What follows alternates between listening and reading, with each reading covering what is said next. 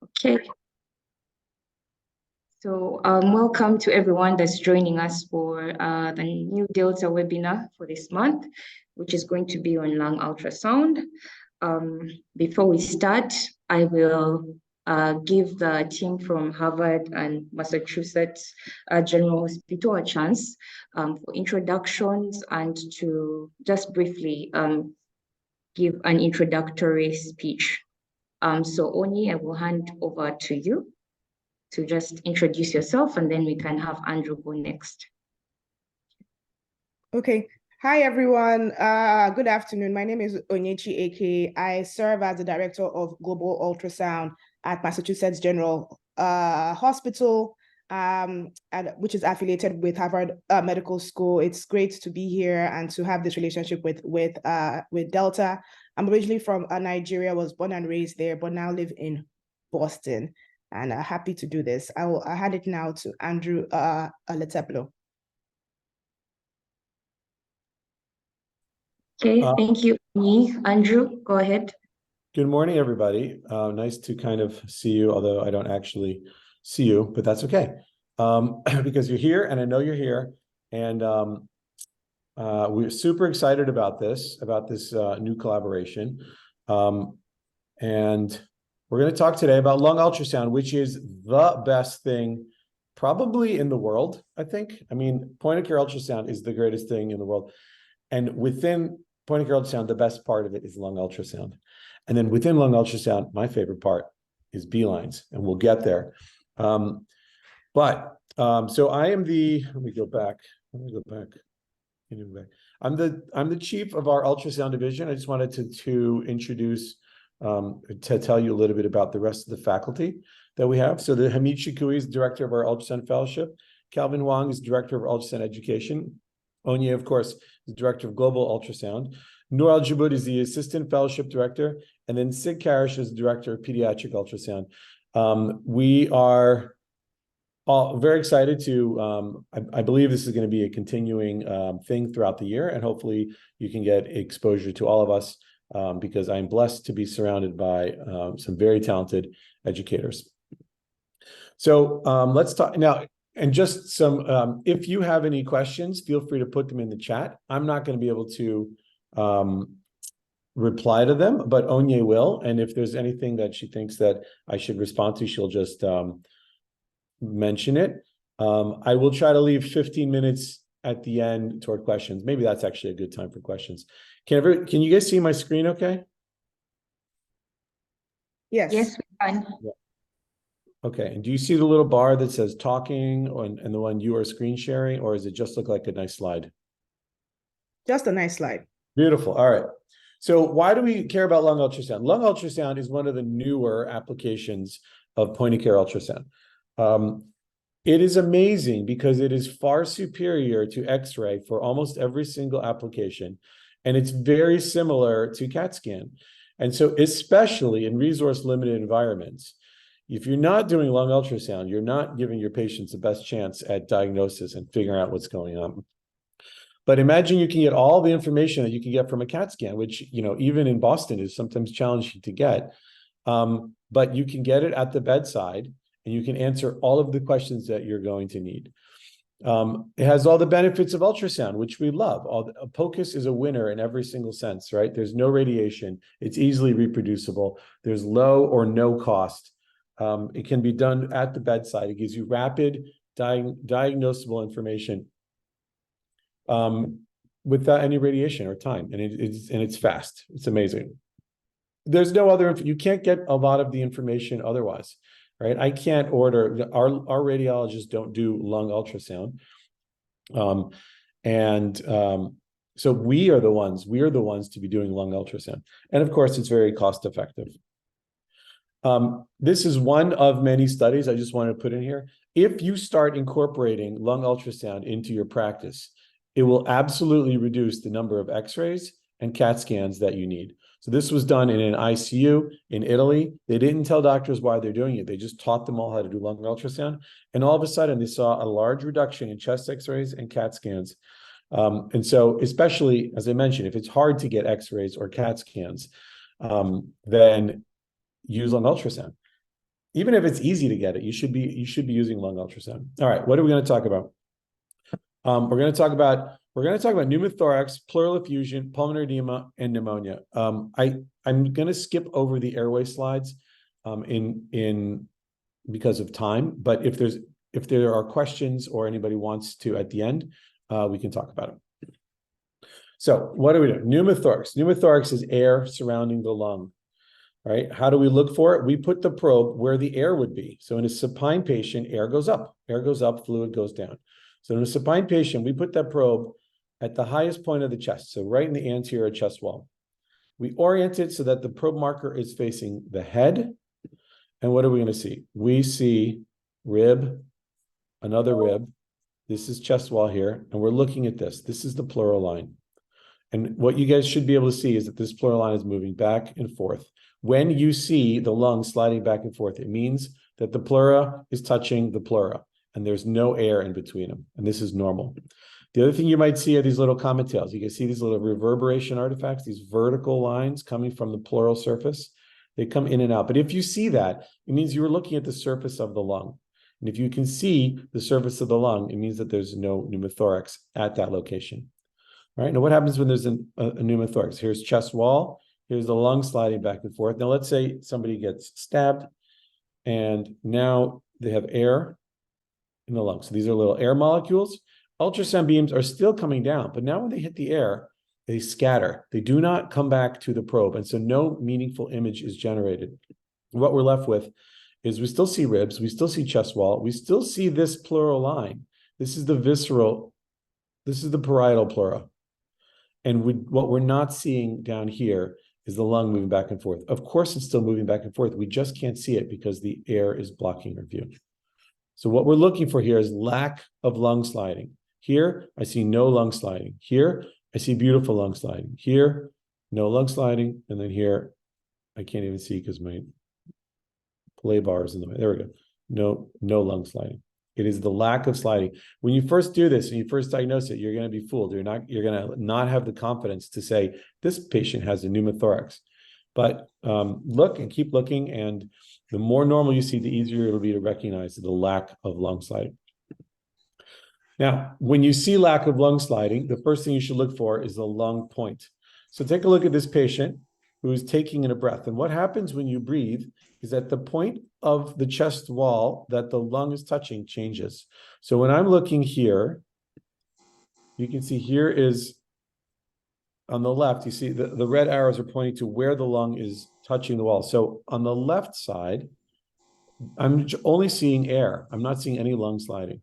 On the right side, I'm seeing the lung is now coming into view as the patient takes a breath. So what does this look like? Take a look at this top left image. And you can see that for parts, and along the right side of that pleural line, there's no sliding. Along the left side of the pleural line, there is sliding. So that's normal. This is a lung point, right? This is the lung coming into view as the patient's breathing. Top right, we're seeing normal lung sliding, and you can see the entire length of the pleural line, we're seeing lung sliding. The bottom right, we're seeing a pneumothorax, there's zero lung sliding, so you can see the differences. And then there's one other thing here called a lung pulse, which I'm going to tell you about because it's kind of interesting. A lung pulse is, we're seeing lung sliding, but it's not sliding with respirations. It's sliding with the cardiac cycle.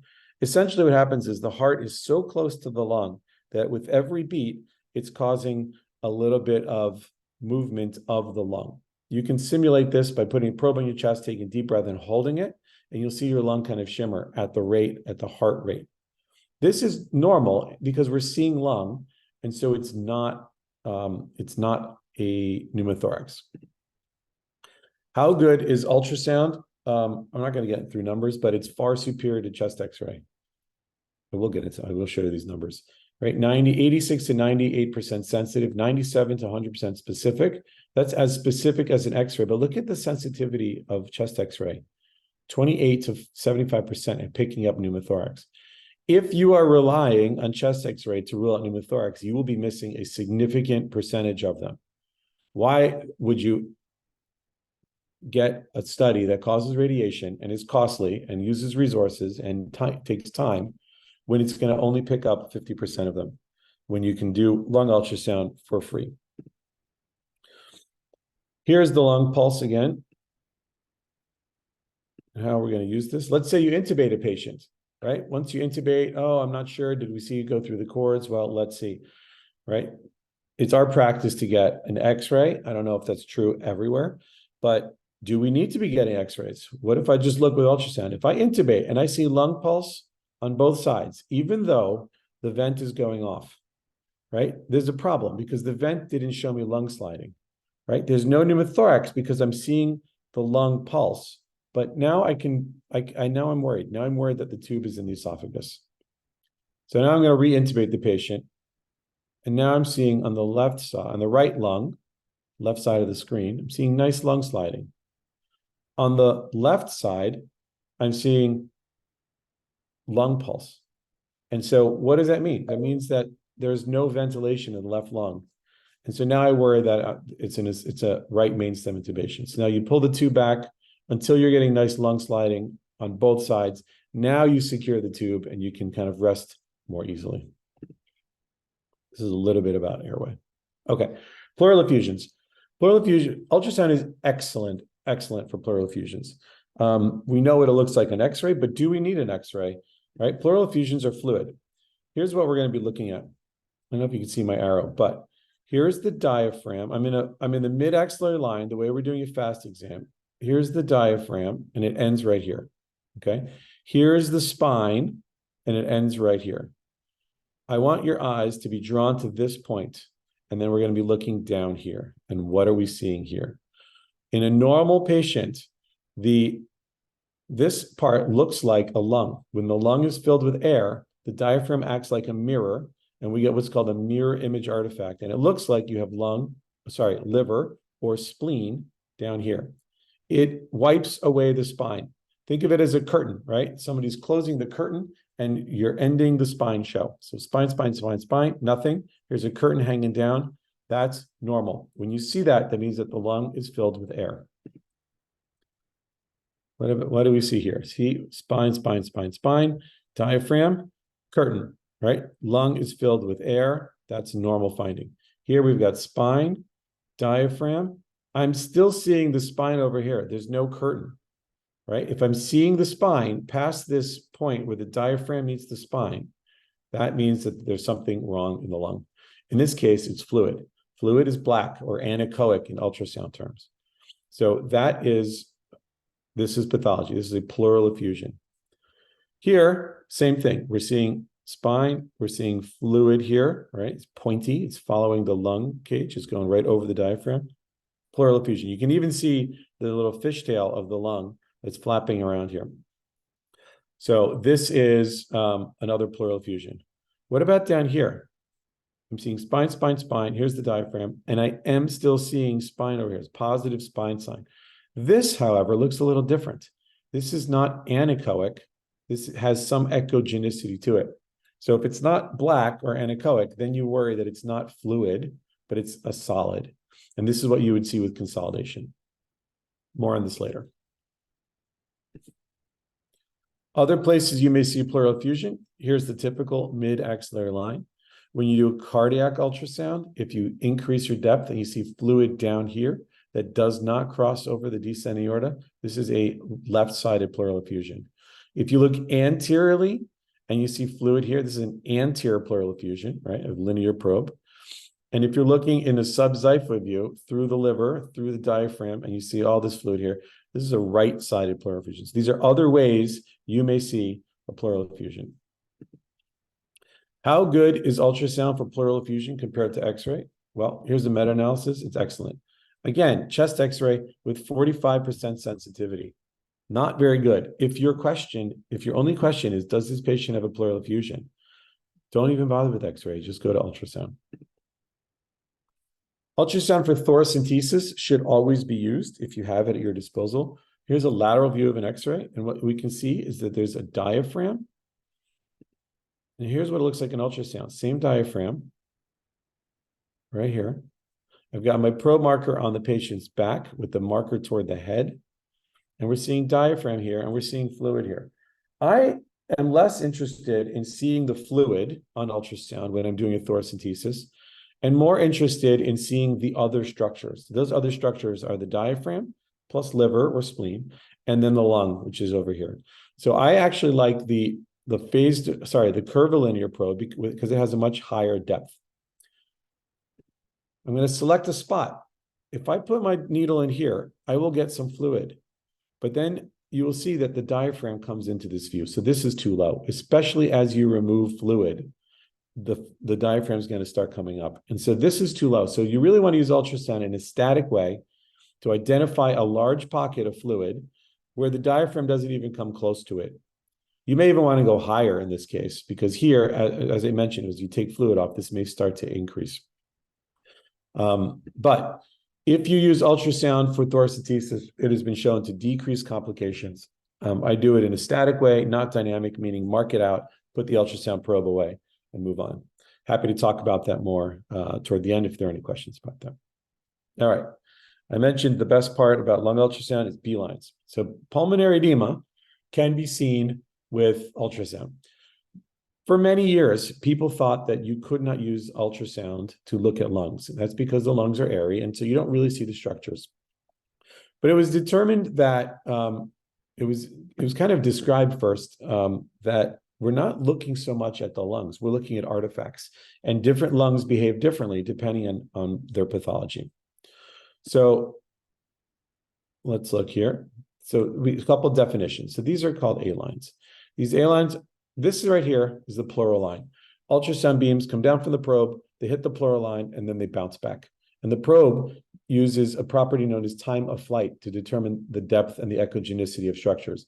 So it knows exactly how long it took to come back and say, okay, well, I guess there's a structure there. Let me put it on the screen. Now, because the lung is filled with air, there are so many more ultrasound beams being reflected back that a much higher percentage of them are present. And some of them will reflect back off the skin from the probe, and they'll make a second trip. They'll hit that pleural line again and come back. It took twice as long to get back to the probe. So the probe thinks that there's another structure twice as deep. And then some of them make a third trip. And then the probe thinks there's another structure 3 times as deep, and so on and so forth. So what you can see are these A-lines. And A-lines are best described as parallel hyperechoic lines that are all equidistant from each other. And the distance from one A-line to the next A-line is the same distance as the skin to the pleura. What does it look like here? Sometimes, so we see the pleural line at the top of the screen. I see 1, 2, and a hint of a third A-line. And these are normal. Normal lungs should have A-lines. If a patient is dyspneic and all they have are A-lines, you should think about COPD. You should think about asthma. You can think about pulmonary embolism. There may be areas of the lung that are pneumonia, but these parts of the lung are normal. When you see A-lines, this part of the lung is okay. B-lines, on the other hand, are different. B-lines are reverberation artifacts that start at the pleural line and then project downward. These are actually horizontal reverberation artifacts. Think of them as A-lines that are super close to one another. And they happen because there's reverberation of the ultrasound at the surface of the pleura. Now, they don't normally happen, but when you get an edematous, inflamed, or infected pleural surface, the surface of the lung gets swollen, it creates many little pockets of air fluid interfaces where ultrasound beams get trapped, and they reverberate very quickly. And every time they reverberate back to the probe thinks there's another line there. And so it makes these horizontal lines. The horizontal lines are put together. They look like vertical lines, or they extend radially from the top of the screen. This is what they look like. These are called B-lines. B-lines indicate pathology. B-lines come in a spectrum. On the left here, there are no B-lines. Then you start seeing a couple B-lines. And then all the way on the right, you're seeing severe number of B-lines. There are various scoring systems that people use. Generally, I think people will agree that if you see 3 or more B-lines in any one rib space, that's considered pathologic. How good are B-lines at identifying heart failure? Here's a beautiful systematic view that looked at every physical exam finding, history finding, symptom finding, chest X-ray finding, lab finding, and ultrasound finding. And it found that diffuse B-lines kind of won out as a standalone test. Very high positive likelihood ratio, very low negative likelihood ratio. That means that when you see diffuse B lines with a high degree of certainty, you can say this is probably pulmonary edema. And when you see 0 B lines, it's very unlikely to be pulmonary edema. Here's a cool case we had and we published of a patient who came in with pulmonary edema, and we gave her continuous positive airway pressure. And then 3 hours later, all of her B lines disappeared. So the left is at time 0, the right is at time 3 hours. The only treatment she got was continuous positive airway pressure. And what happened is that air inflated the lungs, caused increased alveolar pressure, and that pushed the fluid back across the interstitia, and it made her breathing much better. The key here is that B lines are real time. We know that chest X-rays lag. Other tests also lag. And so if you're looking for a single test that's going to give you real-time ability to monitor patients and their response to treatment, ultrasound for the win. Here's another study that I want to briefly mention on patients that were receiving dialysis. And at time 0, which is the left of the x-axis, everybody had B lines. And then after we removed fluid from their vessels, it caused a fluid shift and fluid came out of their lungs and they all had decreases in B lines. The key here, again, is that 1, this is real time, and 2, many of the patients with B lines did not have any shortness of breath. That's really important because that tells us that B lines precede shortness of breath and hypoxia. All right, how are we going to use that clinically? Well, there's an interesting concept of how to use IVC and B lines clinically for fluid resuscitation. You have a hypotensive patient, you look at the IVC, we see here it's completely collapsible, and there are no B lines. Let's give some fluids. We give fluids, we reassess. Now we've filled their IVC up, and there's still no B lines. Great. So can we give fluid? Yeah, we probably can. But now we might want to back off because we see that the IVC is plump and plethoric. And the next place it's going to go after staying intravascular is to the lungs. And so we're going to give fluid, but maybe give it at a slower rate. And now we see the same plump thing. And now we're starting to see a couple B lines. If your patient is still hypotensive at this point, it's time to stop the fluids and find other ways to correct their volume, maybe pressors, depending on what the situation is. But if you use the onset of B lines as a way to titrate the endpoint for fluid resuscitation, you'll be taking better care of patients than if you're guessing. Not all B lines are pulmonary edema, so this is where clinical correlation is necessary. If you have a history of somebody with pulmonary fibrosis, this might be pulmonary fibrosis. If you have somebody with trauma to the chest, this might be a pulmonary contusion. And if you have somebody with fever and a cough, then you have to think about, is this pneumonia? Let's talk about pneumonia. So ultrasound findings for pneumonia are various. And there's a whole spectrum of disease. And it starts with just an irregular pleural line. And all the money is at the pleura. The pleura is what you really want to investigate if you want to know what's going on.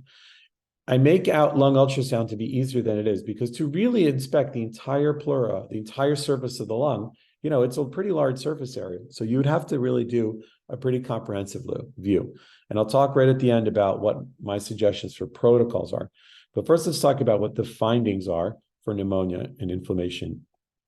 So first thing you'll see is an irregular pleural line. And if you remember, we saw a white, single, straight, continuous line on the underside of the ribs. And what we're seeing here is something very different. We're seeing an irregular line, right? We're seeing white dots here, black areas here, right?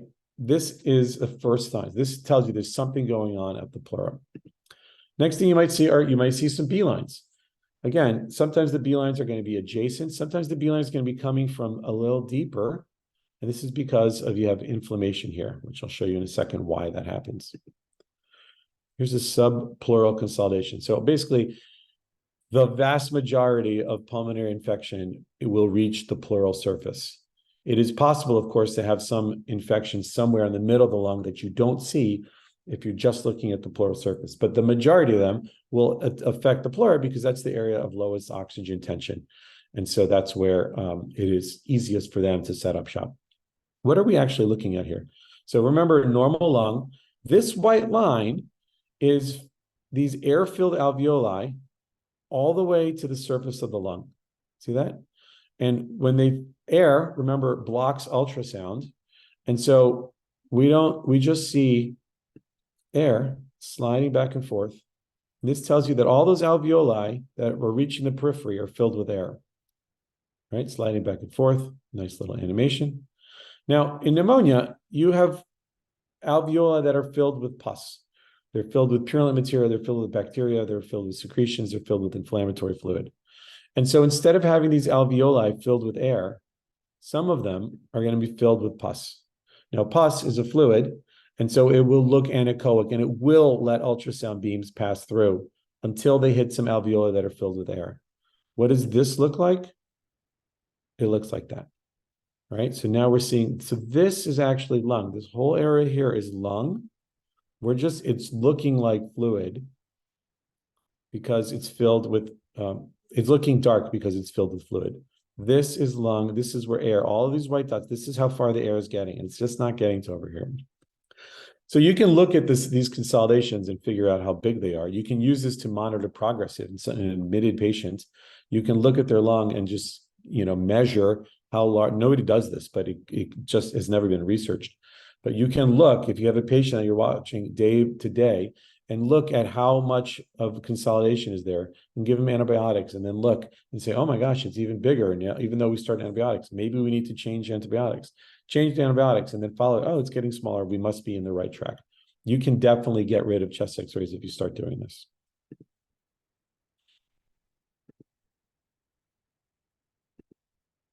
You may see lack of lung sliding. Now, I told you earlier that lack of lung sliding can be seen in pneumothorax. That's what we look for.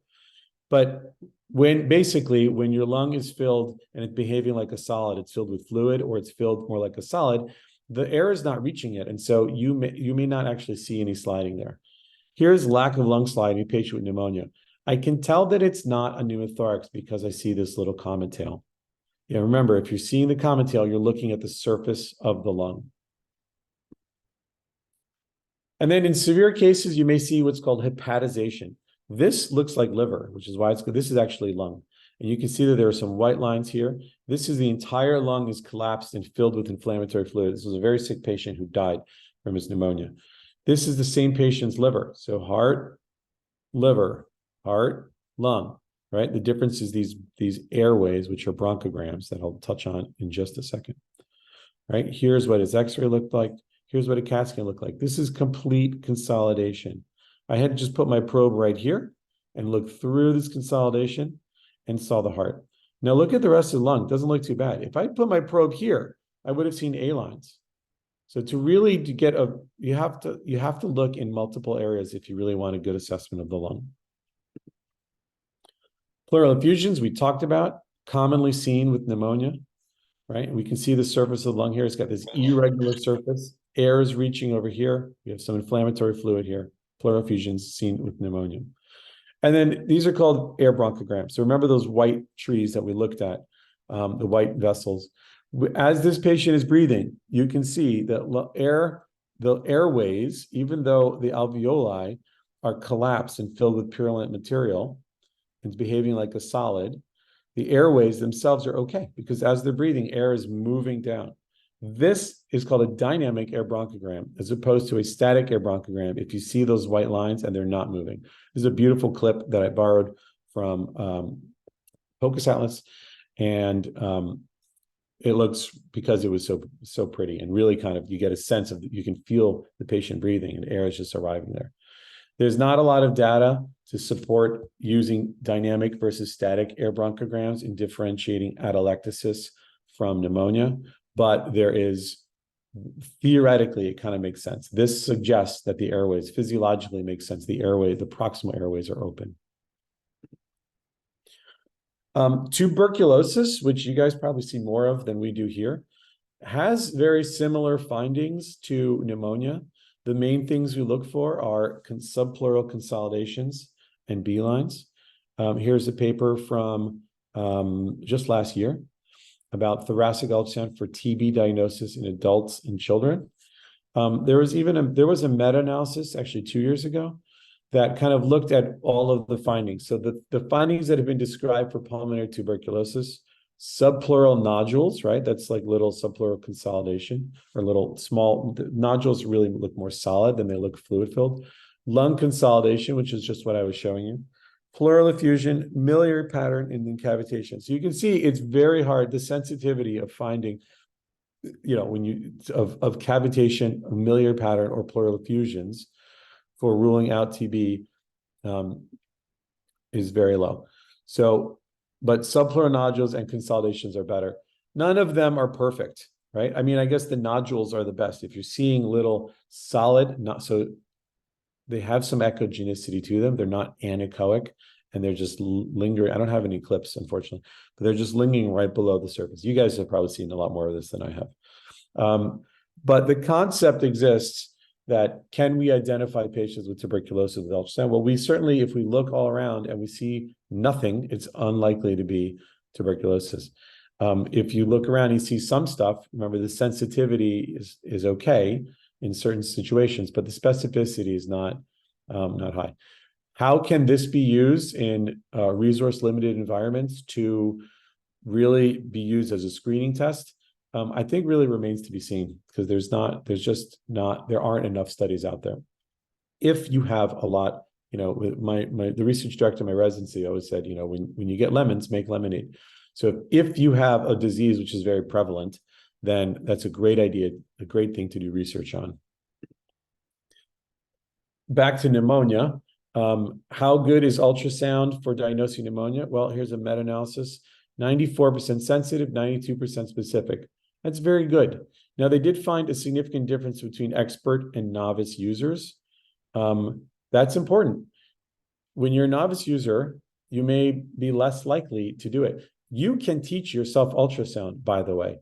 The way I would recommend to do it is anytime that you're getting some confirmatory test, anytime you're getting a chest x-ray, anytime you're getting a CAT scan, anytime somebody else is coming down and doing a cardiac ultrasound, that's a great time to look, write down your findings, and then compare them to what the confirmatory test got. Realize that if your confirmatory test is a chest x-ray, you may be more sensitive. So when you see something and the x-ray is negative, it doesn't mean that it's not there. It just means that x-ray is not good. But practice, and you too can become experts.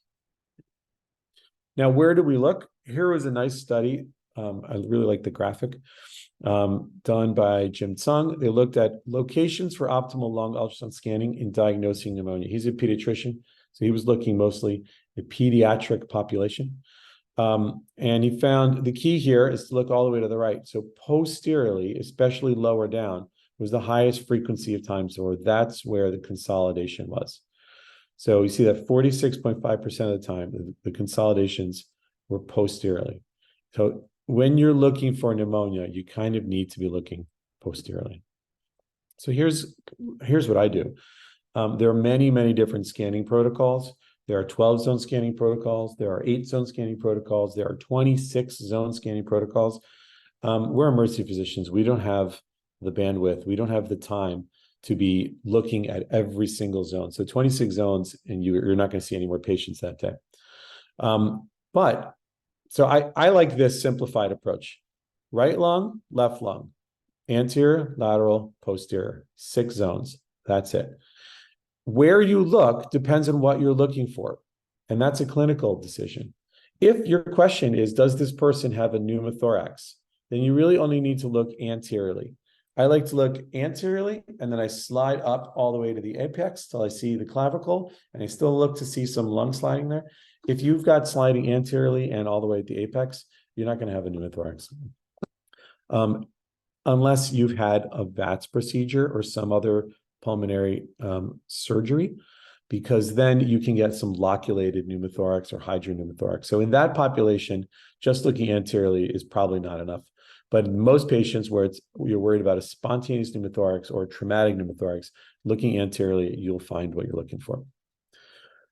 If your question is there a pleural effusion or a hemothorax, they look the same, then you only need to look in the mid-axillary line, so laterally. You want to look the way that I showed you, right where the diaphragm meets the spine and just above it, and we're looking for fluid there. If you can see that spine and there's that curtain right where the diaphragm meets the spine. There's no fluid there. That patient, we used to put in bilateral chest tubes to anybody who had chest trauma, just because we had no way of knowing if there was fluid there. And if you are good at ultrasound and you can use ultrasound, then you don't need to do that, right? That's bad for patients. If your question is, does this patient have pulmonary edema? Well, then I like the 4 zones. I like looking anteriorly and laterally on both sides. There's a little bit of an art to this.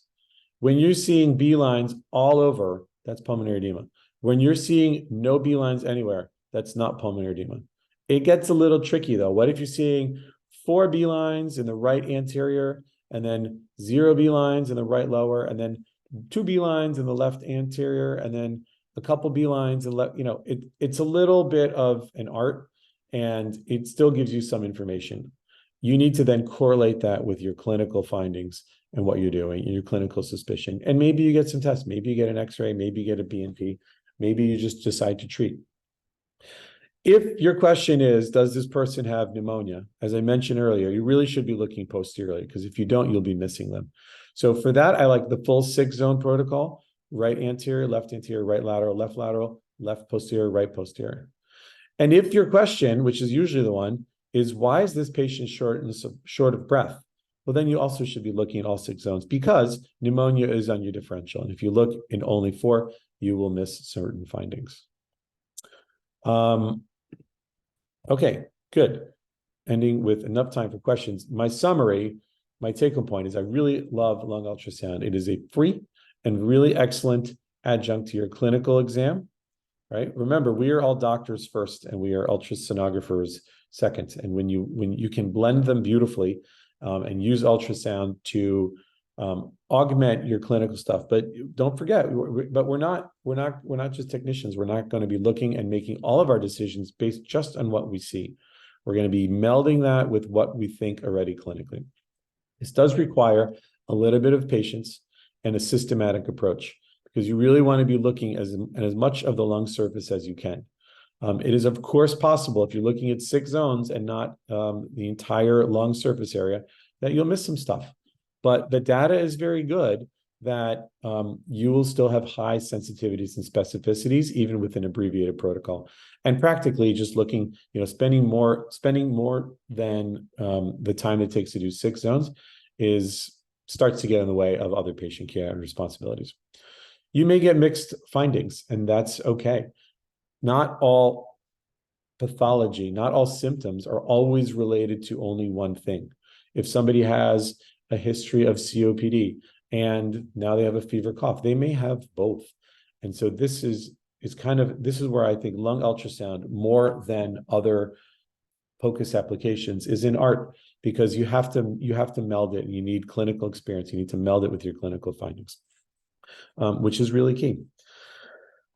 But I always like to think that the diagnosis, an exact diagnosis, is not always what we need in emergency medicine, because we're making decisions with limited information all the time. That is the nature of emergency medicine. We have to be comfortable with uncertainty. And so my question for a patient that I have to answer is not, do you have pneumonia or not? But it's, am I giving you antibiotics or not? That is a dichotomous yes or no decision that I'm making. And so you can use findings, and you don't have to get hung up on, oh boy, is this consolidation big enough? Oh, I've only got B lines in one of these zones. It's just you're deciding, our decisions are dichotomous. Am I giving antibiotics or not? Am I giving fluids, or am I giving diuretics, or am I giving neither? Am I going to admit or not? And this is where lung ultrasound can really help you. But the diagnosis is less important than your action when you're thinking about it. Okay, perfect. So I think we have great 20 minutes. I know that was a whirlwind trip through lung ultrasound. I'm happy to talk about other aspects of it or answer any questions that there may be about what we just discussed. Thank you very much.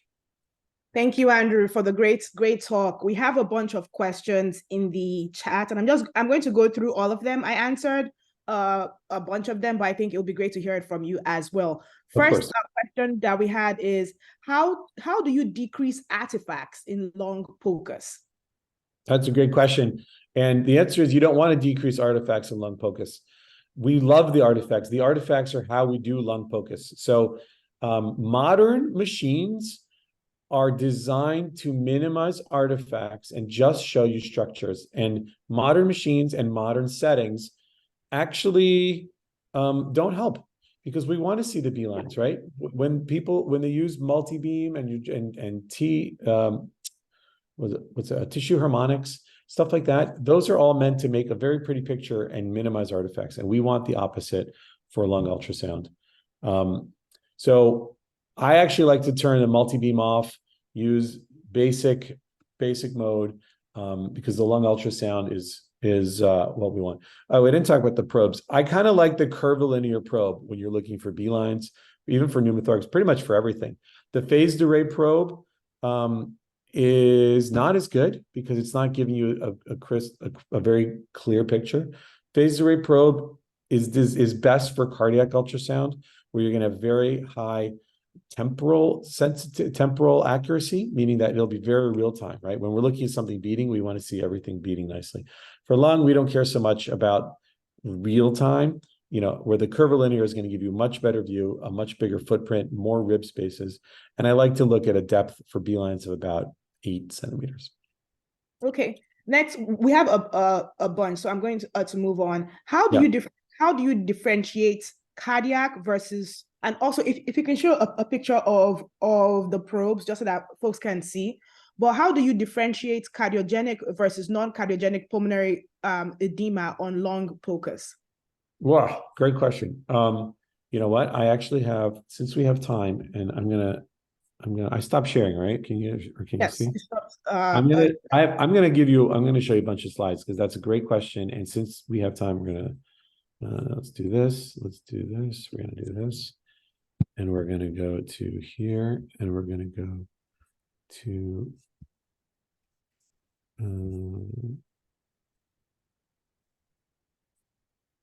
sorry. Yeah, one of the things that we had discussed in the chat was about doing like and I think you had mentioned this too, was to do your cardiac POCUS as well as your IVC POCUS to help you make that differentiation. But I am sure you have more. That is absolutely one of them. Okay, can you see my slides now? Yes. All right, perfect. So there are 4 things to think about for differentiating pneumonia versus pulmonary edema. The first one is clinical. The person with a fever and a cough is going to be pneumonia. The person with fever and a cough and weight loss and temporal wasting, it might be TB. The person who's swollen and has a history of heart failure and missed their meds and ate a lot of salt this past weekend, that's probably pulmonary edema. So don't forget the clinical part. The second part is the pleural line. The pleural line is the money. So as I mentioned, on the left here, you can see an irregular, thickened, bumpy pleural line with some subpleural consolidations. Cardiogenic pulmonary edema, you don't see that. You see a continuous white, regular pleural line. You can see that with some B lines there. They both have B lines, but it's looking at the pleural line. And this is partly why I like a depth of 8 centimeters for lung ultrasound, because when you're looking at 18 centimeters, you're not seeing that pleural line very well. You can even, the other way to do it is when you look at 8 or 12 centimeters, when you see B lines, then zoom on in and bring your depth down to 4 or 5 centimeters to really get a good look at that pleural line. Third thing is the distribution. So when you have B lines on both sides all over, that's probably going to be from pulmonary edema, because pulmonary edema doesn't preferentially affect one portion of the lung. It could still be multifocal pneumonia, but then that's a pretty bad pneumonia.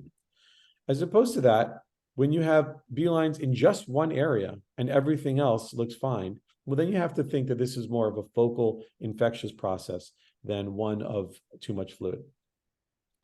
Here on the left, that's A lines, that's fine, that's normal. B lines diffusely, that's going to be pulmonary edema.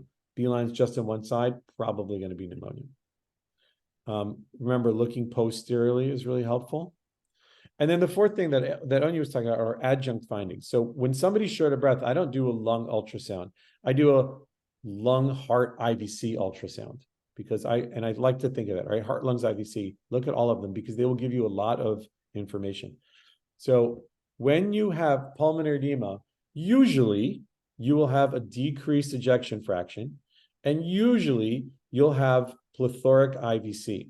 Remember, the B lines will precede the IVC will fill up before it spills over into the lung tissue.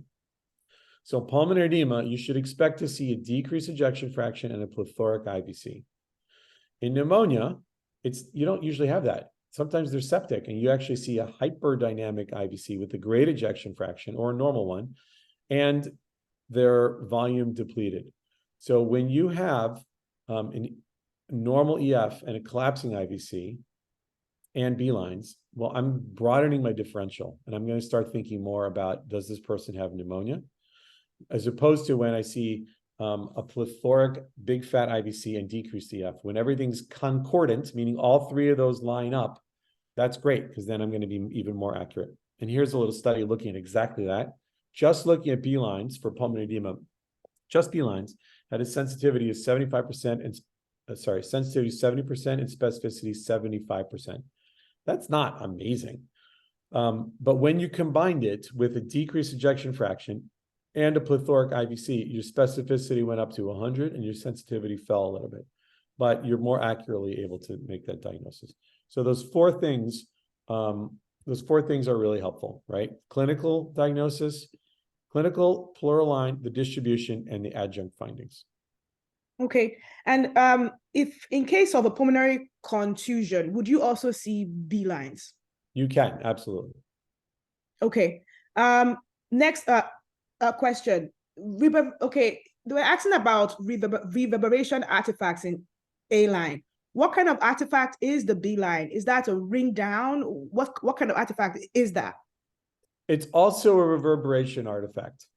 Ring down itself is kind of a reverberation artifact. It just looks a little different, right? The whole concept is you're getting, ring down we usually see with like a needle metal, and ultrasound beams are reverberating between two structures, causing those multiple horizontal lines. So yeah, I guess you could say that B lines are ring down. I prefer the term reverberation artifact and not ring down because to me, it makes a little bit more sense. It's literally reverberating back and forth. Is there any advantage of chest X-ray over lung ultrasound? Ooh, beautiful question. The advantage of chest X-ray, there are a couple. One, it's easier for us. It saves time, right? Because to do the ultrasound, it requires time and gel and your time. That's really a big one. So when you can just click a button and an X-ray is going to happen, that's easier for us. It doesn't mean that we should be punishing our patients just because we're being lazy, but honestly, in many situations, it is easier for us to do that. Another advantage is that sometimes that patient is, they're large, they're lying on their gown. It's hard to practically get in. They're like this, maybe they're intubated. You can't get in here because you have to pull the gown up, but their weight is on there. And so you just physically can't do it. Forget about even sitting them up and looking posteriorly. So there are some technical and practical challenges to doing point of care ultrasound that, at least for us, we don't do with X-ray. The X-ray techs or the radiologist or whoever's doing the X-ray, they have those same technical challenges of the patient that it's hard, but at least that offloads it from them. And the third thing, which I think is not talked about enough, is that many of our clinical decisions and algorithms are based on 70 years of experience with a chest X-ray. And the higher sensitivity of ultrasound for findings such as pneumothorax and pleural effusion / hemothorax puts us into this quandary of what are we going to be doing with this patient? For example, if you have a patient who comes in and you're worried about a spontaneous pneumothorax, same patient, one of them, you're just going to send for X-ray. All right, X-ray comes back and it's negative. And you're saying, okay, you don't have a spontaneous pneumothorax, go home. That happens every day, right? As opposed to, what about that same patient that I look first with ultrasound and I'm like, oh, I see lack of lung sliding. I see a lung point. I know you have a pneumothorax. I'm going to get you chest X-ray anyway because somebody's going to want it. And the X-ray comes back and it's negative. It's not negative because there's no pneumothorax. It's negative because the sensitivity of X-ray for pneumothorax is lower than ultrasound. What am I doing with that patient? I now know that they have a pneumothorax, yet their chest X-ray is negative. And if I hadn't looked, it would be the exact same patient that I just sent home. So should we be, so this is the quandary of it, right? The downside, one of the downsides, and it's not really a downside, it's just an area that's not discussed or explored yet, is to what degree is the higher sensitivity affecting how we care for patients? Because now I've got different options with that patient that I know is a pneumothorax. I can say, look, you're still going home, but by the way, you have a pneumothorax, and just come back if your shortness of breath gets really worse. Maybe take it easy for a couple of days. Or am I going to keep them in the hospital and get a repeat X-ray in 6 hours to make sure it's not getting bigger? Or am I going to get a CAT scan because, and now expose the patient to even more radiation just because I did the ultrasound, right? You see that funny paradigm? I do an ultrasound because it's less radiation, but because of my findings, I'm now doing a CAT scan, which is far more radiation. Or am I going to just call surgery? Or am I going to do a chest tube? Depends on the situation. You should feel comfortable sending that patient home if that's what you would have done with the negative X-ray. I know that's a long answer, but it's I find interesting in a philosophical way. Can you go back to the 6 lung zones that you mentioned? I think that you had a slide. And if you don't mind showing us on your person what those 6 lung zones are, or maybe on an illustrative picture. Yeah, absolutely. So I'm talking right now from a ping pong table because we like ping pong. And so I got ping pong. So I happen to have a paddle right here. This is not something that I carry around with me. But here's the probe, and it's gonna orient this way. So anterior is right here. Anterior on the right. Now we probe this way, marker toward the head. Anterior on the left. Okay. Now laterally for pleural effusions, I want to go like this. So my probe marker is going up. I want to see the diaphragm. It's kind of a fast exam, but a little higher. That's the right, that's the left. And then here's the right. And then same thing posteriorly. I just want to go, I kind of like to go right about the level, just below the scapular tip, kind of near the vertebra, and then you turn it inward a little. Sorry, you turn it inward this way because the contour of the lung is curved. So kind of the lower zones above the diaphragm, all of them with the marker toward the head. Right here, we're in a sagittal plane. Here, we're in a coronal plane, and posteriorly, it's also sagittal plane. Thank you. I think you had mentioned that the preferred probe that you use, that you like to use, is the curvilinear probe because of the footprint. I do like the curvilinear probe, and I don't even care so much about the presets because I don't love them. I find that different machine companies have different presets. I would play around with the different presets and pick the one that you like that gives you a nice picture. Sometimes it's the lung preset. Some companies make a lung preset and it's terrible, and it just, I like it better, even abdominal preset. Okay. A question that we have here is, what volume of fluid can lung POCUS detect or be sensitive for? That's a really good question. Normal fluid, physiologic fluid in the lungs is probably, like 5 to 10 cc's. Lung ultrasound, I don't have a number, but it's probably as little as like 30 to 50 cc's would be my guess. It's very sensitive, meaning that if you see zero fluid, there's no fluid to tap. And I believe X-ray detects the fluid when it's above 150, like when it's above 100 to 150 cc. Yeah, something like that. And the big difference is that what we're really looking for fluid where the diaphragm meets the spine. That's a much more common place for fluid than at the costophrenic angle on the sides, right? Most of the lung ultrasound clips I showed you, the fluid is at the bottom of the screen next to the spine. And we know that for X-rays, that's a very hard place to image because our standard look, the heart and the mediastinum and the spine are completely obstructing view of that. Any role of lung ultrasound for detecting left diaphragmatic rupture or hernia? Yes. What you would see if you have a large rupture would be lack of movement of the diaphragm. And there's a whole discussion, there's a whole science of diaphragmatic ultrasound. Actually, probably one of the world experts in diaphragm ultrasound is Sig Karish, who's one of our faculty. He's the pediatric one. He's made a whole career out of just researching diaphragmatic ultrasound. So if there's significant interest in that, maybe we can get him to speak to you guys also. But basically, the whole idea of a diaphragmatic rupture is that this barrier, this muscle, which moves and is dictated by the different pressures in the thoracic and abdominal cavities, now has a hole in it. And so that means that it will not be moving because of that hole, because of that rupture, the pressure, the changes in pressure, abdominal contents or lung contents can go through that hole.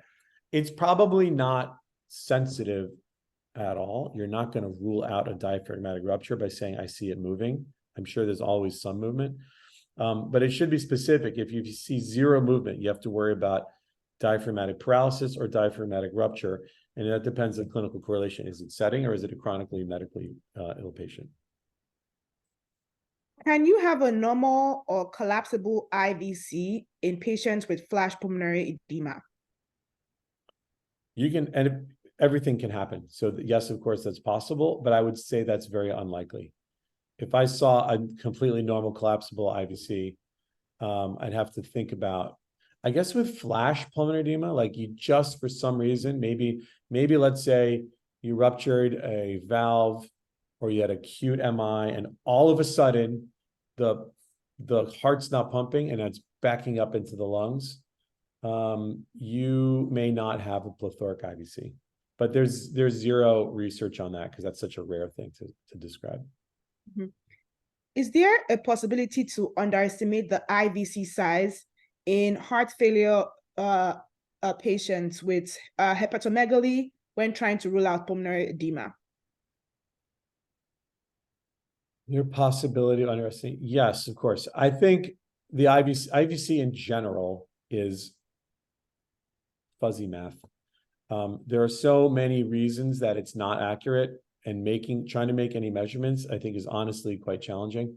So that I would say, let's leave that for you can have an entire talk on just an IVC and the heart. But to the wording of that question, I don't use IVC to rule out pulmonary edema, right? It's just one of the things that I'm using in an overall assessment. There was a question about distinguishing between the presence and absence of lung sliding in pneumothorax, something about a comet tail. Could you explain or show us an example? If you see a comet tail, it means you're looking at the lung. If you see the lung surface, there's no pneumothorax at that location. So the presence of comet tails means that you're seeing the lung. The absence of comet tails doesn't rule that out. So when you see, the first thing to look for is lung sliding. If you're seeing lung sliding, you're done. There's no pneumothorax at that location, right? And then you just might have to look around to look at the apex. If you're not seeing lung sliding, then look for comet tails. If you find comet tails, then you have to think more of either COPD and you're looking at a pulmonary bleb, or at pneumonia or some other consolidation. Can you show us an example of mild, moderate, and severe B lines, and just go through that explanation very quickly? Thank you. Yes, I will. While you are doing that, there was a question about differentiating blood from pus on ultrasound, and I can just answer that in saying it's difficult to distinguish based on the patient. I think ultrasound is good for you to know that there is a fluid. Pus has more echogenicity, but clotted blood could also have echogenicity too. So, correct. That is good. There are ways to differentiate pus and blood from transidate. And that's just basically, as Onya mentioned, looking at echogenicity. Pure transidate should be purely anechoic. If it's inflammatory, infectious, or hemorrhagic, you should see some echogenicity of the clotting blood or of the purulent material. Here is a slide that I made many years ago. So you just kind of, negative, I don't see any B lines. Mild, I don't even know if I would call this mild. You may have 1 or 2 B lines, and that's okay, right? But mild meets the definition, at least 3 discrete B lines per rib space, few in number, intermittently present. Moderate many or partially discrete or partially coalesced B lines persistently present, right? If they're just coming in and then the patient breathes and then they move out of the way, that's not as bad as if they're moving around and you're seeing them the whole time. And severe complete coalescence of B lines, many in number, persistently present. People have looked at ways to quantify this. You can look at the pleural line and measure the millimeters from one B line to the next. I think it's too much. I like to simplify everything. So I think just eyeballing it is good. There are not too many reasons that you actually need to differentiate between mild, moderate, and severe, unless you're monitoring patients over time. We have some other questions about ejection fraction, and I'll just say that will probably be in a future talk about cardiac POCUS. Yeah. And then we also have a lot of feedback about getting these slides, and I think Dr. Faith has said it will be available on the Delta FM site. There's a question about, I don't know, okay, can you differentiate bullae from pneumothorax? Yeah, pneumothorax, you should look for a lung point. Bullae, you would not have that, and B lines, right? If you see B lines, you know, you'll see lack of lung sliding because it's a big bullae, so the air is not causing any movement there. But you may see a tiny little common tail from the surface. But sometimes it's hard, honestly, and sometimes getting an adjunct test like a chest X-ray is useful. Thank you. I think those are most of the questions. Thank you, Dr. Liteplo. Awesome. Well, I will just say it's been a pleasure speaking to you guys. It looks like we had a pretty nice turnout, and I hope that this was interesting and useful to everybody. We are always happy to, I could talk for more hours about lung ultrasound. And wait, let me stop the share here. But it's not the only thing. There's cardiac, there's gallbladder, there's aorta, there's so many other things, there's procedures. We have a whole 2-year curriculum for our residents where they get an hour talk every month for a full 2 years. So there are 24 discrete talks. And that's just part of it. There's so many more. So I'm hoping that this turns out to be a fruitful collaboration. We love education, and we love bringing point-of-care ultrasound skills to places in the world that need it most.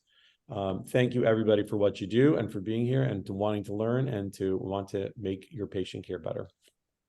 Thank you, Dr. Liteplo, and many thanks from the chat as well, from the Philippines too. So thank you, Dr. Faith.